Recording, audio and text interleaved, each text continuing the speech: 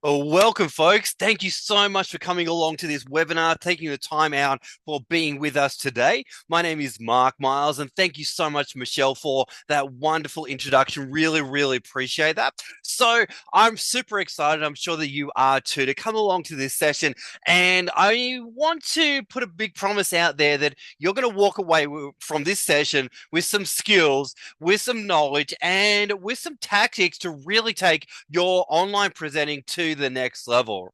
So let's jump straight into it. As you already know, it is proudly presented by Skills Education, and that's an organization all about supporting educators with education matters and giving you the skills to really go out there and make a difference, right? So let's jump into it. Acknowledgement of country. We want to pay our respects to elders past, present, and future, where you currently are and where I am here on the Gold Coast as well. And the local tribe is called the XYZ tribe, and we pay our respects to them. So today's session is going to be called Advanced Online Facilitation Skills for Zoom/Teams. Now, essentially, whatever platform you're delivering on, this content is going to be applicable for you, which is fantastic, right? Now, it's a small photo there of me. And if you haven't met me before, my name is Mark Miles, and I'll talk a little bit more about myself a little bit later on. So, generally, with online presenting, everyone sort of comes at it with different levels of experience, different levels of knowledge, and different levels of, I guess, perspective on how effective it can be, what's possible in regards to online presenting. But today, we're going to potentially step into a brand new paradigm. But before we do, let's jump into a quick couple of polls here, folks. So, first question I'd love to ask is, do you currently teach online, yes or no? So, if you could drop a yes or no in the chat, that would be great, or respond to the poll as appropriately on the screen there. Awesome. Now, the second question there is, what platform do you currently teach on or deliver on? Whether it's Teams, Zoom, Google Meetup, or something else, some other platform there. And if you could type that platform in, that would be fantastic. Next thing I'd love you to drop in is, are your sessions typically live or recorded? And if both, that's okay. Just pick one or the other and just go with that. Or pick the one that's the more common for you there, right? A little bit more common. Awesome. Fantastic, folks. Thank you so much for letting me know where you guys are at and your current context there. All right. So let's jump into today's session overview, right? So the first thing is, we're going to talk about three core problems that most trainers face when delivering online, right? The three most common problems. Next, the market forces and current trends in online delivery, and the major trend that I guess we were all faced with once COVID hit. All right. Setting up the right environment for delivering online, and how you can make that really possible with whatever equipment you've got going on there. Next is building and maximizing engagement, and simple and easy ways to do that. And last of all, mastering activities and breakout rooms like a pro. And there's a couple more things though. Secret tips to get over being self-conscious on camera. Drop a yes in the chat if you've ever felt a little bit self-conscious on video or delivering online. Drop a yes in the chat if you've ever experienced that. I would have to say myself personally, this was a big journey for me, getting comfortable to be on camera and own the space compared to face-to-face delivery. I felt camera work was something I really, really need to get hold of. And it was a big struggle point for me in the very beginning. Excellent. Thank you so much for dropping those yeses in. I know it can be a little bit uncomfortable to admit that, but thank you for being honest and authentic. Next, power phrases for delivering online. Now, I'm super excited to share that piece with you, because I would say that that is one of the core things that makes all of the difference. And when you are presenting online, you basically got two styles that you can choose from. You can go the very passive route, or you can go the active route. Now, both are appropriate, but today we're really going to focus on the active route and giving you some skills and confidence to be able to really, really, really engage your audience and get some phenomenal results with responses from your audience. And, you know, having crickets in your room is no longer going to be an issue for you after watching this webinar, right? So, but before we go into the content, let's have a quick get to know you, and I'd love to share a little bit about my journey. Now, this slide is a bit of a joke here, but I dropped this on here. This is what happens when you Google me. Now, I know it's a little bit of a joke, but apparently I am a Hollywood actor, Mark Miles, or there's an actor out there in the world called Mark Miles, right? Now, putting all of that aside, basically, for those that don't know me, born in Melbourne, grew up on the Gold Coast, lived in Japan for 7 years, right? Now, when I came back from Japan, I got into teaching at a university, but then, probably like many of you, I started out with my TAA back in 2009, 2010 there, and I did a 6 month long course of my TAA.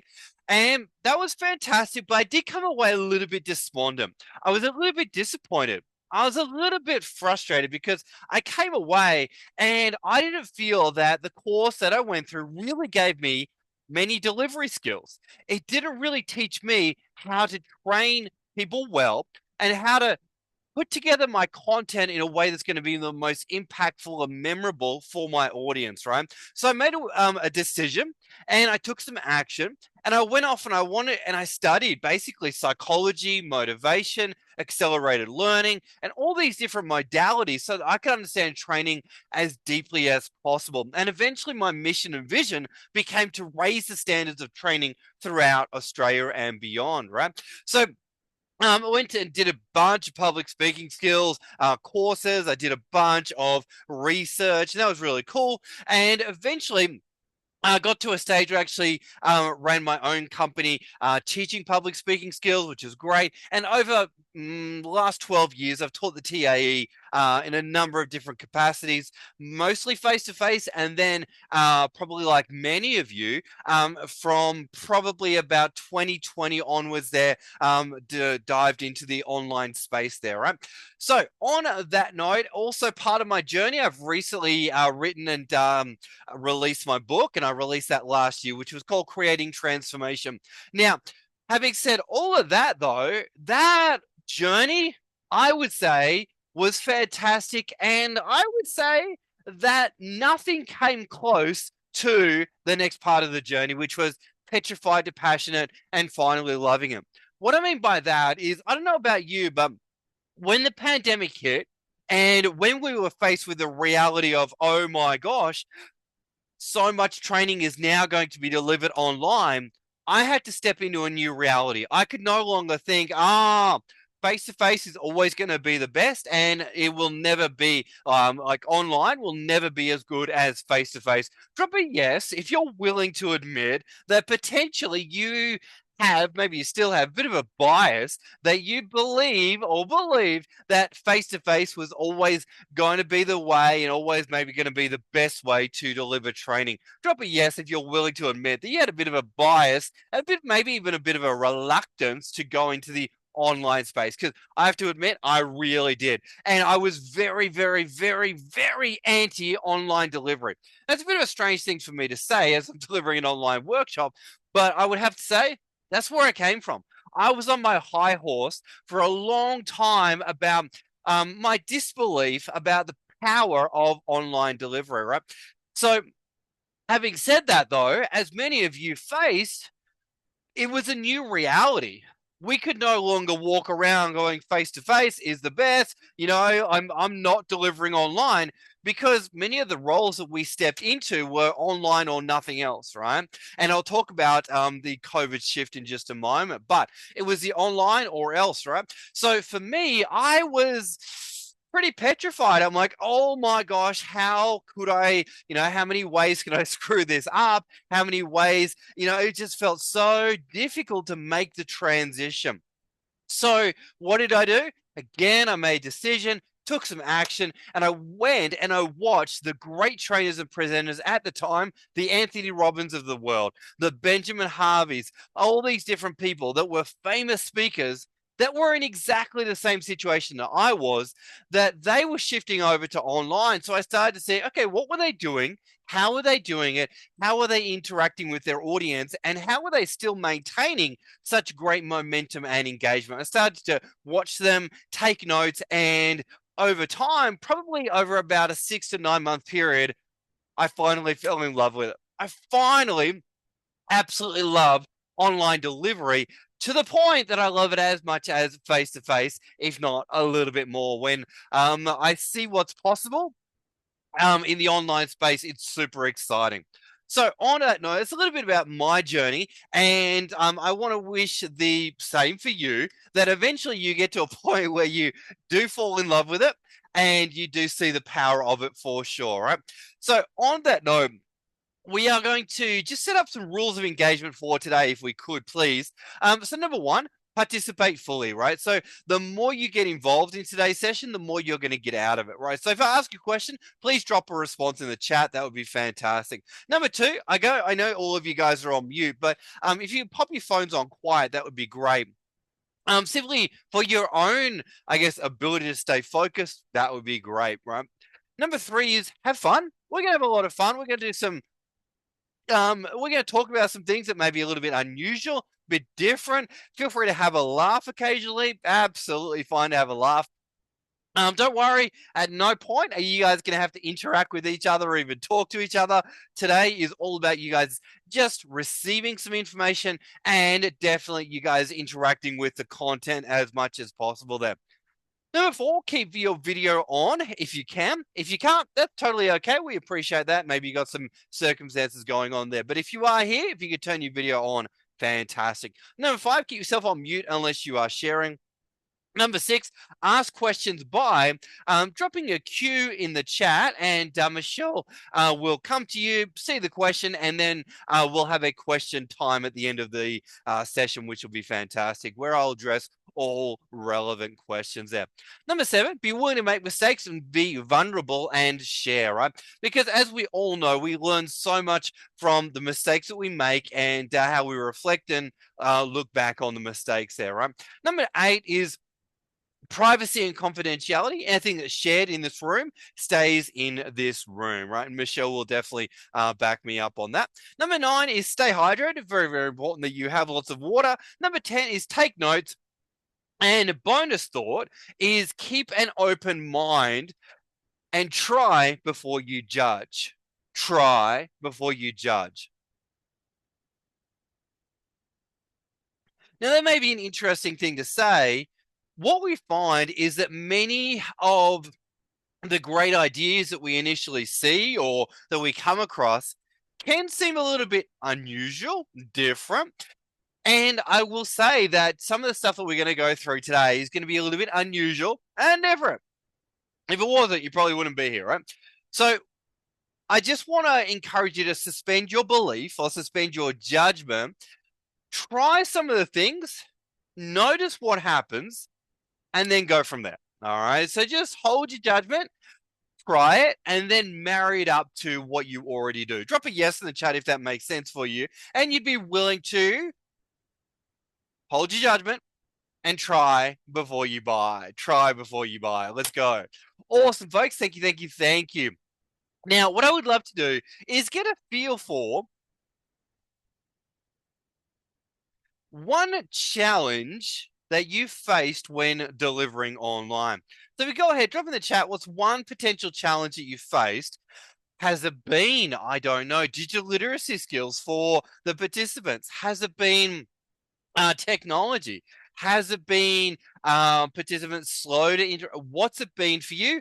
Drop in the chat what's one potential challenge that you faced as a presenter or maybe even as a learner. Go ahead. I'm just going to give a couple of moments for people to drop their answer in there.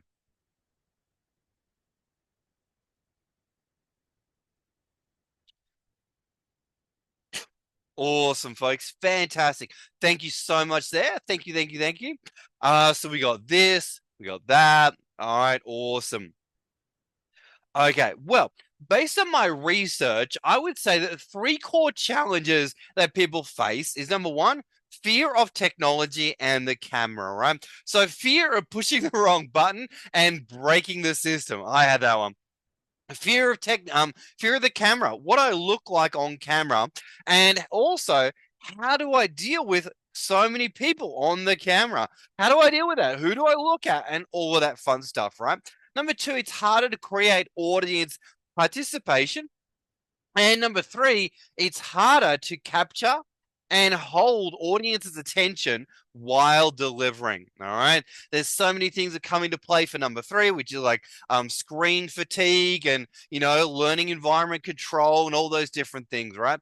So those are three core problems that most people have faced. And we're definitely going to touch on all three of those. And we're really going to overcome some of those challenges there, right? But let's dial it all the way back to where does it all come from?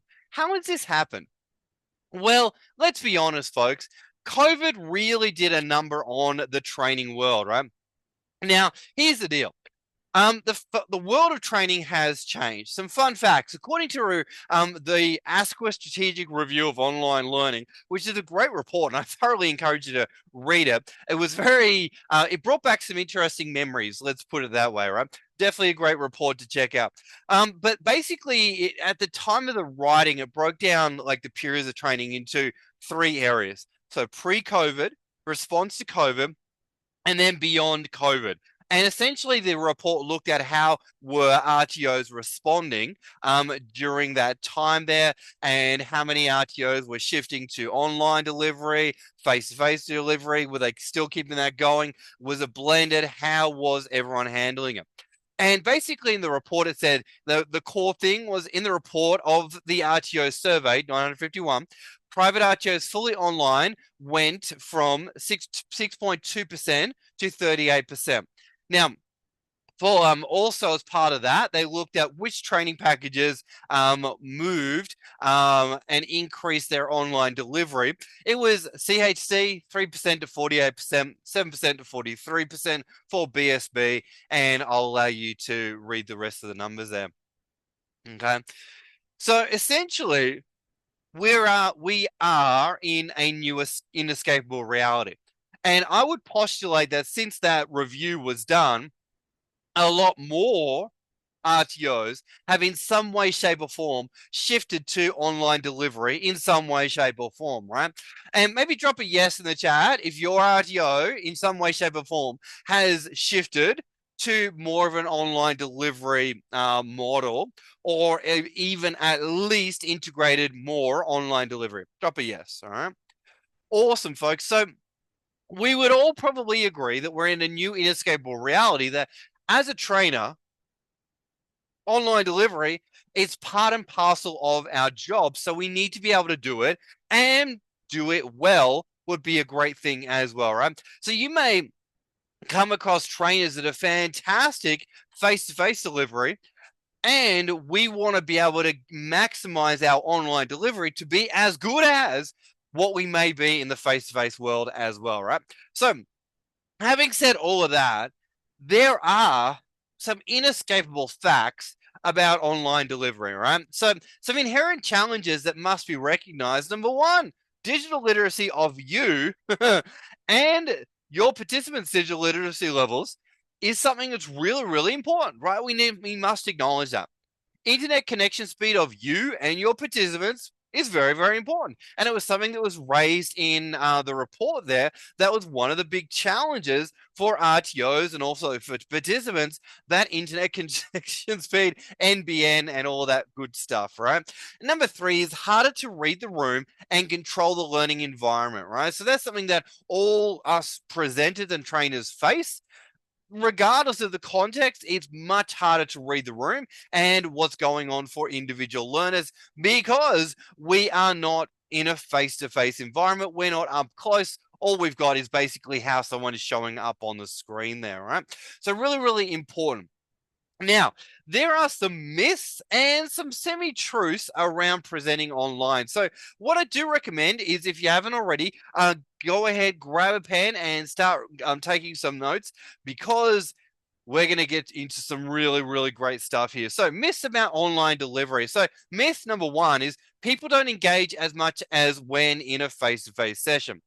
I would postulate that levels of engagement are only are as big or as small as you insist them to be. Okay, and we're going to talk about how do we create that engagement, right? Myth number two, people are unwilling to sit in front of a computer for long periods of time, screen fatigue. Now, I would postulate that if it's an amazing experience, people are more than willing to sit in front of a computer. Having said that, they do need more regular breaks just because of physiology and how the body works. But definitely, people are willing to be there if the experience is amazing. Myth: you have to look good on camera to do a good job. Now, you don't want to be ugly and looking terrible on camera. At the same time, you don't have to be perfect. You don't need to look like a Channel 9 presenter or a model or anything like that. Now, semi-truth though, digital literacy of the participants matters. It does matter to a degree, but there's many skills that people can learn as they are doing things, right? Now, we all know if someone's got zero digital literacy, that's a big problem. But at least if they've got some, we can eventually get there and get them interacting. That's the most important thing, right? Next is semi-truth. Practical tasks can't be done. Now, I would potentially agree with the limitations on practical tasks with online environments here. So that's something that we do need to recognize. And last semi-truth there is the learning experience isn't as good as face-to-face. Now, I would definitely acknowledge that's not as good as. And what I would say is that online delivery can be a good accompaniment to face-to-face experiences. A good accompaniment, it should never be the only way that people receive information, but it could definitely be a good accompaniment. And many of you would probably agree with that, right? Now, the way I deliver is a little bit unusual. It's a little bit different. And there's many things that I do that are a little bit unusual for the average online delivery, right? But I wanted to share with you some quick pieces of feedback that I've received over my time, over the last 2 or 3 years now, and how people have experienced it. So I'll just bring it up here on the screen here. All right. So I'll just give you a couple of moments to read that.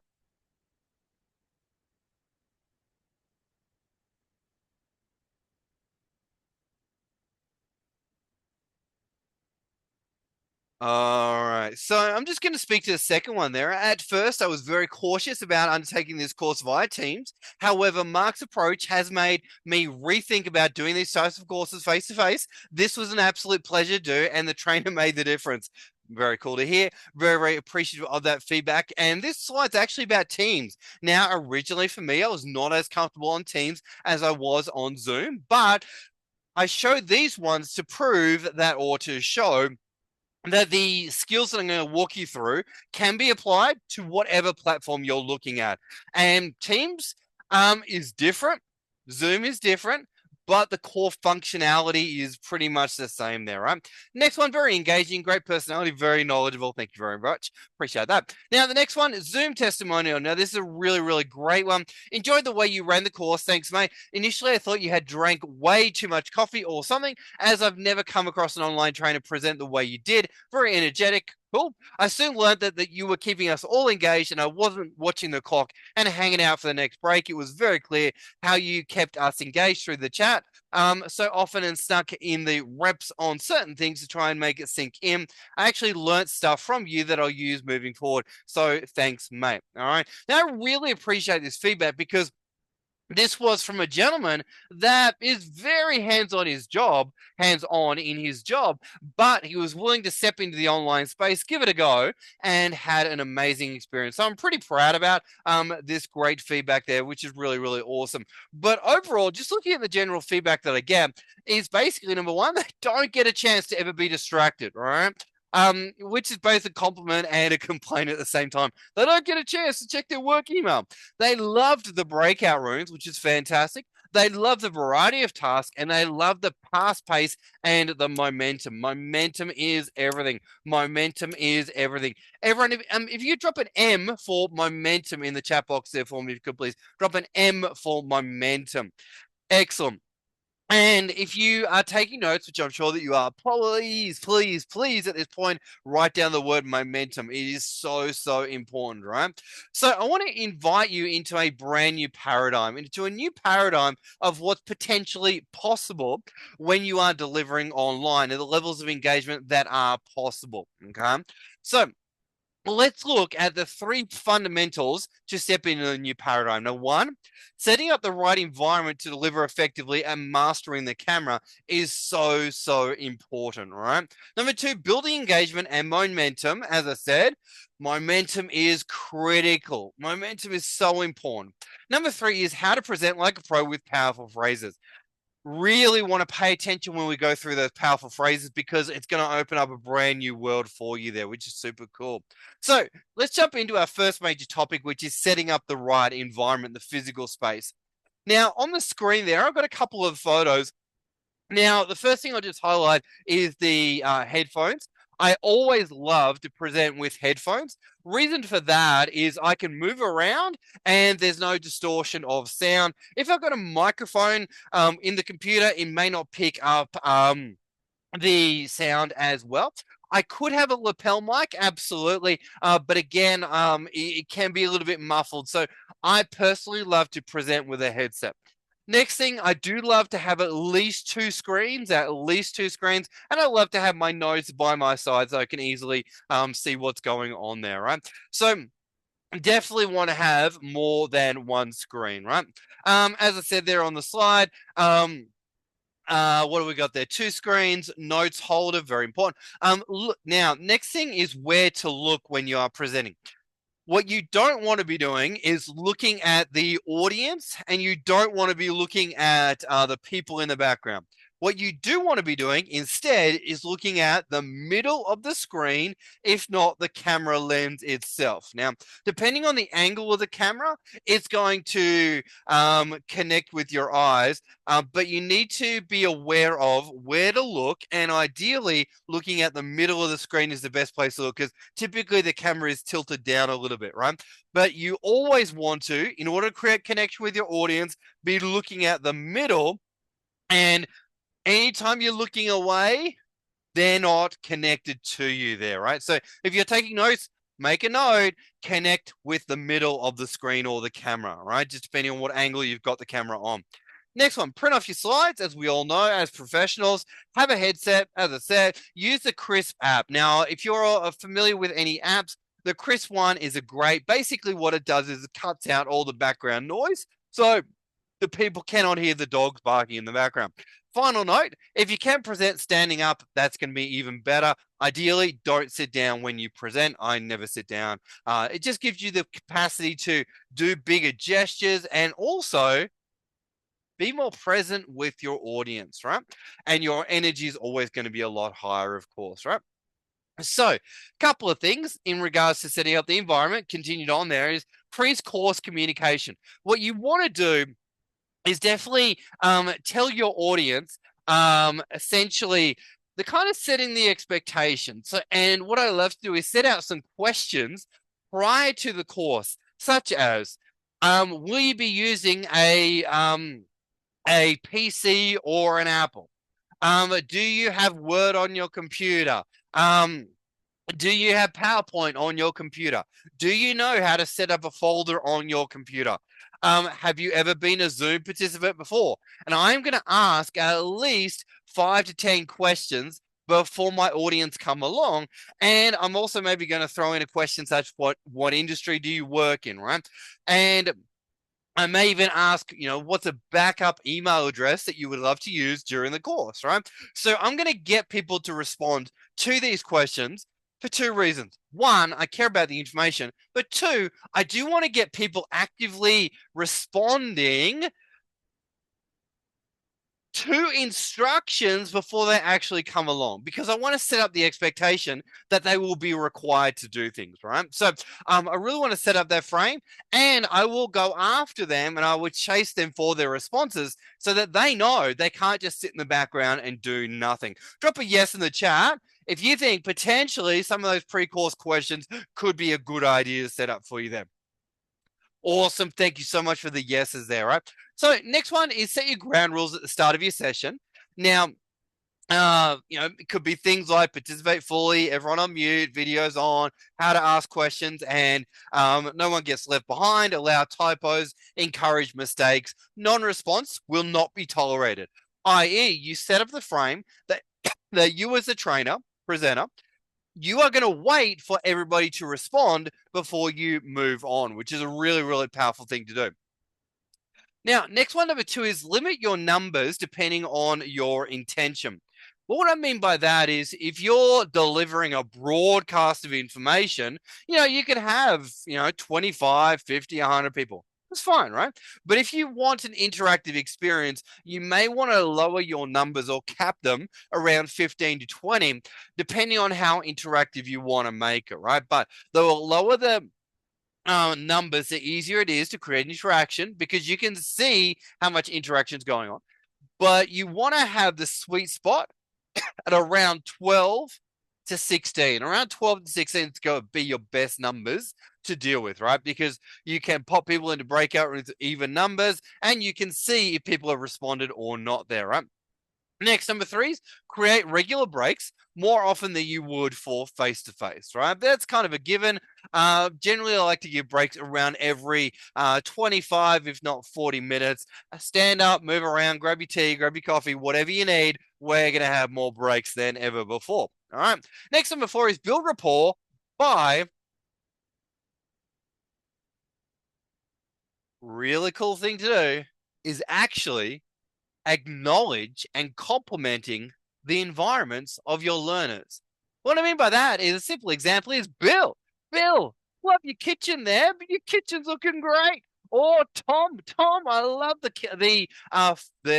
picture that's behind you there. Did you paint that yourself? Or Mary, I love your dog. Oh, your dog is so cute there. Right? So what you can actually do is take a moment occasionally on the breaks or, during the session when you're first starting in, I love your XYZ and give genuine compliments, right? Really, really great way to break the ice, so to speak, right? So, having said all of that, a big part of stage presence and getting yourself set up is the whole confidence on camera. Now, earlier I said to you, where you look is very, very important. You want to be looking at the middle of the screen there, looking at the middle. And if you're not sure what you look like on camera, speak a little bit, record yourself, then go back and look at when you're on the video there, how are you coming across? How much are you connecting? How much are you not connecting, right? But let's look at some tips, right? So number one is don't look at the people, look at the lens, all right? Don't look at the people, look at the lens. And you may want to even create some arrows that point to where you should look during your session there as well. One of my mentors actually has a little arrow that says look here on his camera, which is great, right? Next, number two is imagine you are talking to your best friend. And for me, this was a big aha moment. And my best friend's actually called Ben. So my camera, hey Ben, how are you going, right? So I just imagine I'm talking to Ben. We're just having a chat. And it's simple, it's easy, and it allows me to step into the mindset of comfort. I'm being myself, and I'm just talking to my best friend, which is a really great frame to have around the state of mind and the presence you want to be in there, right? Next, number three is cover over the people. Cover over the people if you are self-conscious. Now, I would have to say that when I first started out, I was very self-conscious of people looking at me and me looking at the people, right? It was a little bit overwhelming. So if I'm on a day where I'm a little bit self-conscious, what I'll often do is I will move another screen over the people so that I can't see them and I'm just talking to the screen. It's a bit of a ninja hack there, but it allows me to be less concerned about what's going on for the people and a little bit less self-conscious. The other thing is if you're constantly trying to look at Mary, Tom, Bill, or trying to look at the people, you'll often get caught up in worrying about what's happening for them as opposed to being present for your entire group there. Right? So I do recommend just look at the screen. Don't look at the entire group there because your attention will kind of be off place, so to speak, right? What we're going to do, we're just going to have a quick moment. And what I would love you to do is drop in the chat what's one thing that we've covered so far that's really stood out to you. So far, we've looked at 3 core problems, looked at the market trends and the shifts from COVID there. Look at setting up your station. We looked at pre-course questions.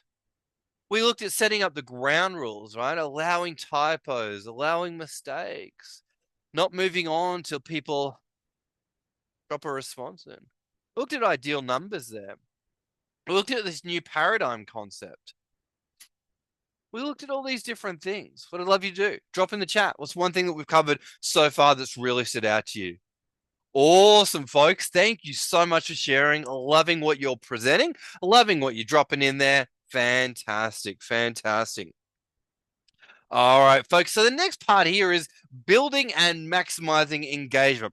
Drop a yes in the chat if you've ever felt a little bit frustrated, or maybe you experienced in the very beginning a little bit difficulty to try and get people to respond when you were delivering online. Or maybe even you were a little bit unsure how you would even deliver online, you know, with like, yeah, I don't know, you were just a little bit unsure around this topic here. Drop a yes in the chat if you'd admit that engagement's been a concern for you or something you've had to deal with, or maybe you even heard other trainers deal with it as well. All right.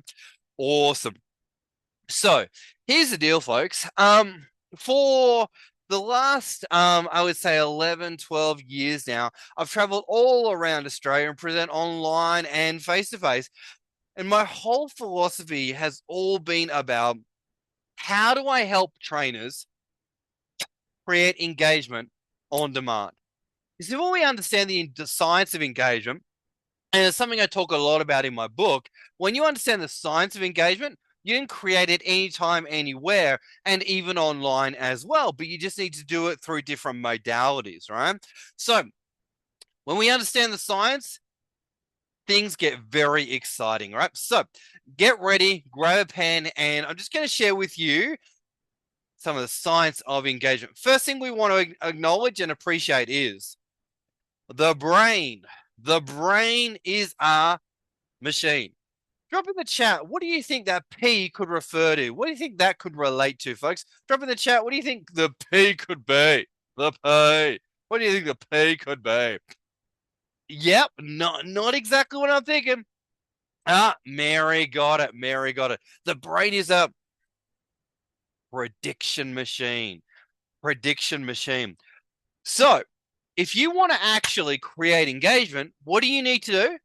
Well, you need to be able to interrupt that prediction, I guess, functionality and do the flip side, which is start to create moments of anticipation, wonder, and required response there. So let's jump into it. Well, the 3 things that drive all engagement: number 1, relevancy plus variety, i.e., difference. And then next one is suspense. Suspense equals active engagement, right? So if the content is relevant, plus there's a variety of different ways that they're experiencing it, and there is suspense, they're wondering how it's going to happen next, there's going to be active engagement, right? And when you look at it from a very scientific point of view, and you create sessions with those ingredients in mind, whoa, things get really, really exciting, right? So the building and maximizing engagement online, well, we want to create momentum fast and keep it going. Rapid response, drop a yes, drop a response in the chat as much and as often as we can. We want to be getting responses from people. Second part of it is we want to use a variety of methods for delivering the information.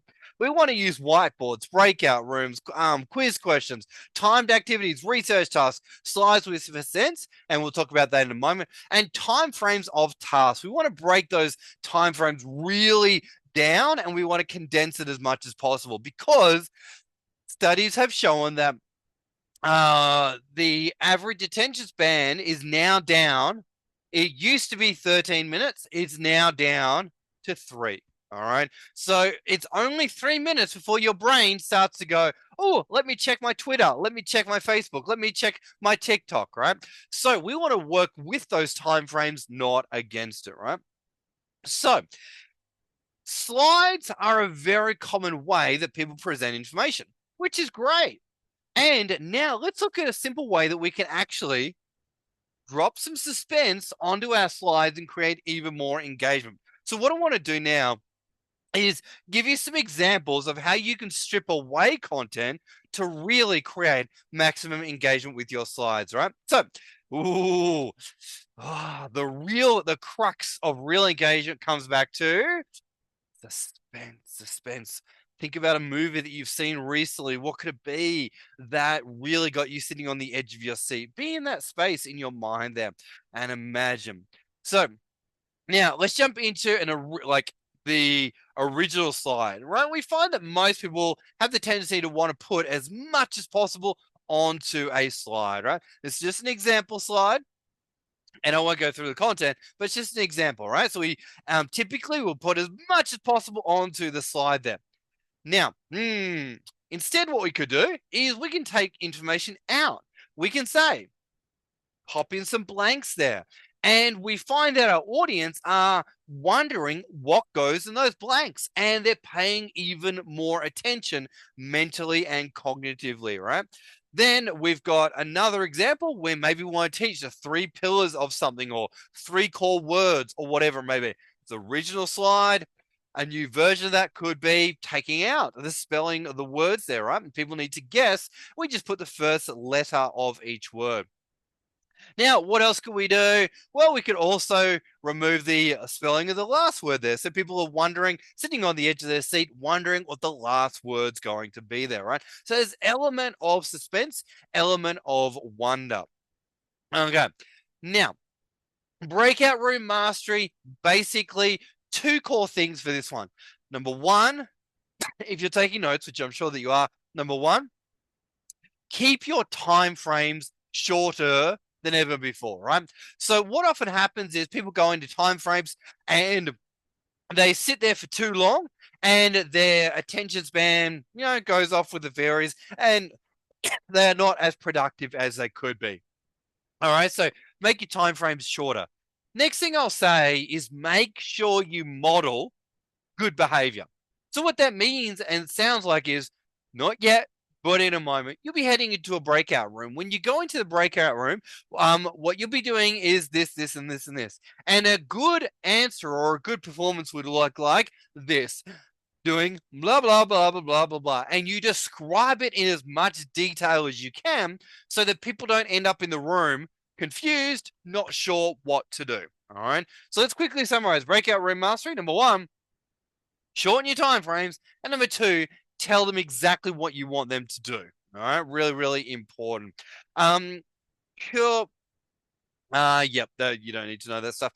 Now, there are many different types of activities you can do in a breakout room, and you can do list activities. So, for example, head into a breakout room, come up with a list of top 10 qualities or top 3 mistakes or whatever it may be. Research tasks. All right. So you can drop them in a breakout room, get them to do research.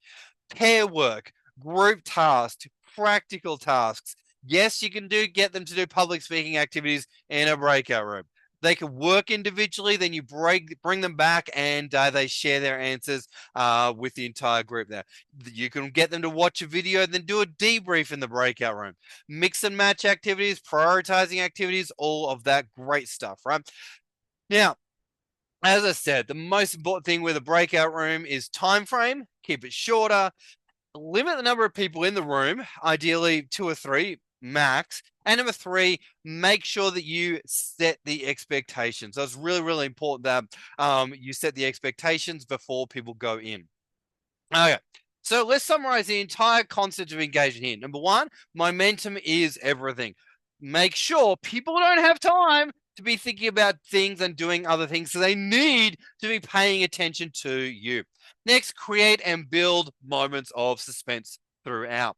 What I'd love you to do, go ahead, drop in the chat. What's one thing that I've covered so far that's really stood out to you? It can be anything at all. Drop in the chat. What's one of your further takeaways? Drop it in, drop it in, drop it in.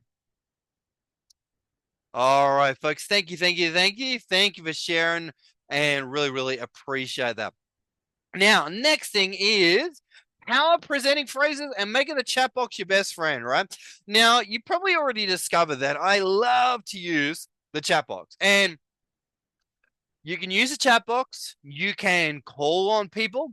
You can get people to respond on the camera. You can do many, many different ways to get response.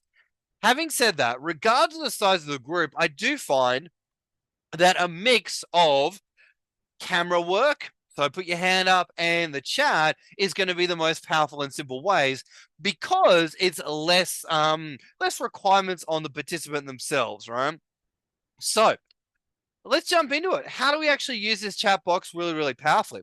So should you be an active presenter or a passive presenter? Well, that's for you to decide, really.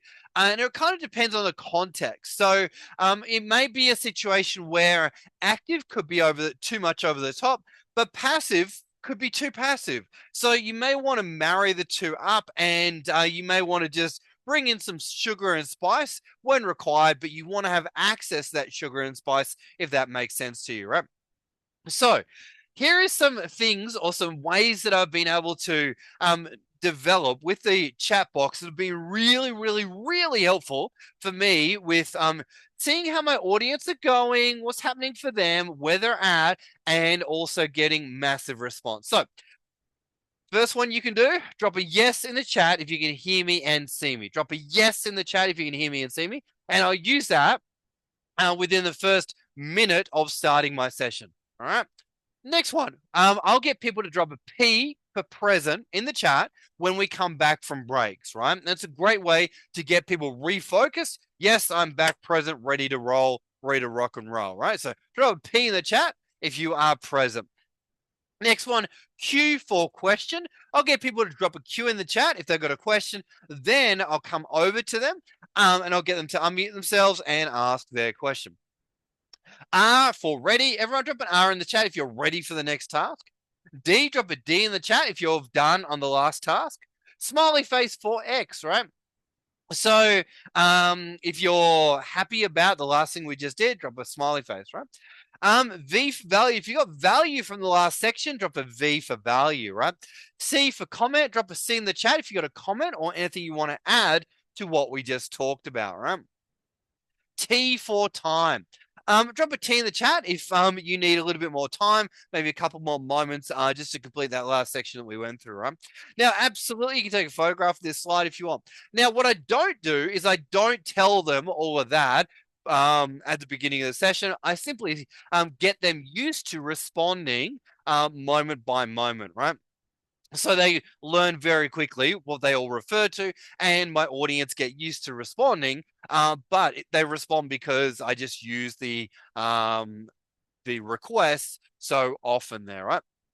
So on that note, if you can see some potential value from using those, drop a yes in the chat if you can see some value from using those.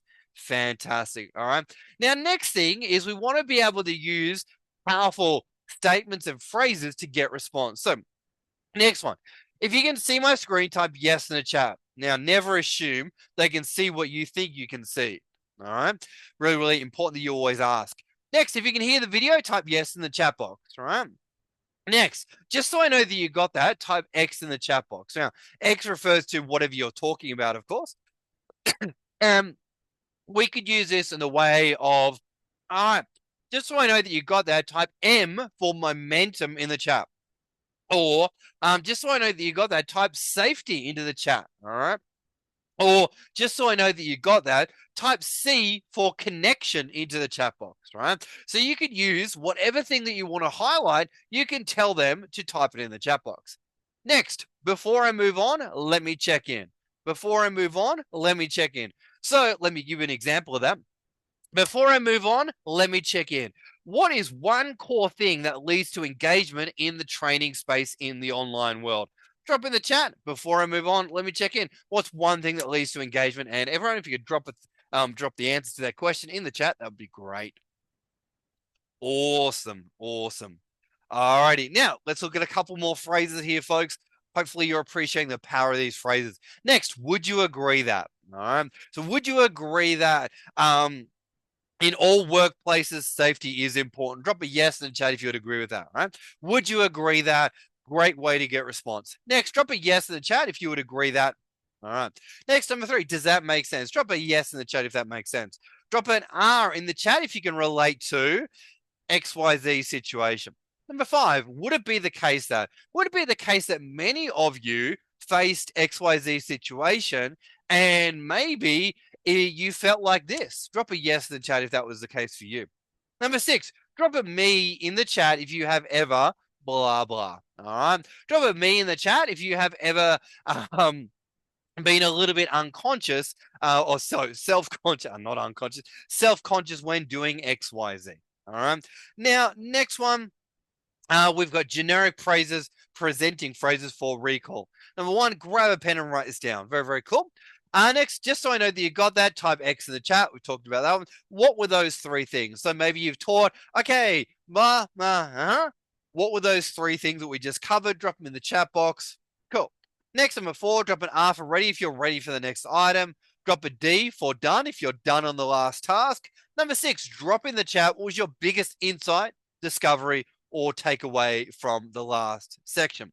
And what I would love you to do is do that right now. Drop in the chat what's something you've discovered or realized as we've potentially gone through these phrases and the ways that you can get people to respond. What have you discovered? What have you realized? Drop in the chat. Alrighty, folks, fantastic. And as we're rounding out the webinar here, things to remember when using power phrases. You definitely want to vary it up. You don't want to be too repetitive. You don't be dropping yeses or getting people to drop a yes all of the time, every time, because it can get old too quickly. So you want to vary it up as much as you can. Next, set the expectation early on that, drop a yes in the chat if you can hear me and see me. Drop a Q if you got a question. Next, don't move on. Don't move on till you have responses from everyone. And last of all, keep everyone on mute unless they are sharing. And also remind people of protocols. So if you do find people falling out of the expectations, remind them of what the expectations are. And last of all, lead by example. All right. So, summary, what have we covered today? Getting your environment right, getting your engagement happening on demand with a new paradigm of interaction, and last of all, getting your confidence up with new phrases and strategies to use with your participants. Now, at the end of the day, how much you use this or not use this is totally up to you. The more you step into it, though, the more you get comfortable with it, the more you really see the magic come alive, right? So I do want to encourage you, play with it. Play with some of these phrases. Play with setting yourself up differently, physically, and also what you say to your participant before they come along. Everything is creating the experience, right? We all know online, it'll never be as perfect or, never as good as face-to-face, but we can definitely achieve some amazing results there. On that note, we're just going to take a couple of questions. We may have about 5 minutes here available for questions. So, Michelle, did you want to read out some of the questions that we have? And happy to answer probably maybe 1 or 2. That's all we've got the time there for. Awesome. All right, cool. Michelle, what's your first question? All right, excellent. Blah, blah, blah, blah. All right, cool. And next question. Blah, blah, blah. Fantastic. All right, folks. Well, this is a little bit about me. And as I mentioned earlier today, I do have my book called Create Transformation. So you can definitely check that out if you want to order a copy. It's available on Amazon there.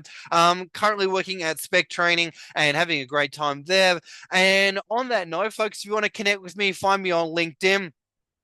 We also have a couple of giveaways for today's session, which is a copy of my 11 learning activities that you can use to engage your learners. Also a handout with those presenting phrases. So you can definitely get a copy of those. And also a pre-order of my new book coming out in 2025, which is called Creating Transformation in the Online World, Advanced Facilitation Skills for Online Delivery. All right. So, on that note, huge thank you to all of you for coming along today, and I really, really appreciate your time, energy, and attention that you put in. So thank you so much, and wish you all the very best with your online delivery. My name is Mark Miles. Thanks so much, Michelle.